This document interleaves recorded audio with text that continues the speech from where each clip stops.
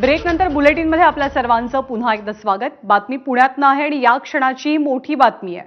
अहमदनगरचे नवनिर्वाचित खासदार निलेश लंकेंनी काल पुण्यामध्ये कुख्यात गुंड गजा मार्डेच्या निवासस्थानी जाऊन भेट दिली आणि गजा मार्डेनं निलेश लंकेंचा सत्कारही केल्याचं कळतंय। मिकी घाई आपल्याला माहिती देतायत। मिकी, या भेटीनंतर आता काय चर्चा रंगल्यात?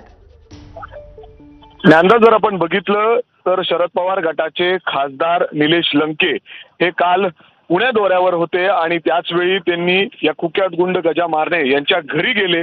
एवढंच काय तर गजा मारणे यांनी निलेश लंके यांचा सत्कार देखील केलेला आहे। जर आपण व्हिडिओ बघितलं तर हे सोशल मीडियावर सध्या व्हिडिओज प्रचंड व्हायरल होत आहेत। असे मोठे मोठे नेते त्यांच्या घरी जातात आणि ते देखील कुठंतरी अशा पद्धतीने गुंडाला पाठीशी घालण्याचा प्रयत्न करतायत का, असा देखील सवाल या ठिकाणी उपस्थित होतोय।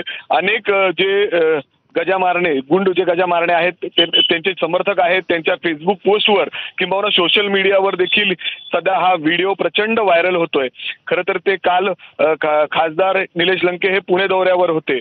त्यांनी इथं येऊन किंवा जिल्हाधिकारी इतर जे सरकारी कामकाज आहे ते पाहणं अपेक्षित असतं, मात्र ते न करता थेट ते अशा पद्धतीने गुंड गजा मारणे यांच्या घरी गेले आणि अशा पद्धतीने त्यांनी सत्कार स्वीकारलाय। त्यामुळं कुठेतरी लोकांमध्ये एक नाराजगीची लाट या ठिकाणी दिसतेय। ज्ञानदा, धन्यवाद मिकी या माहितीबद्दल।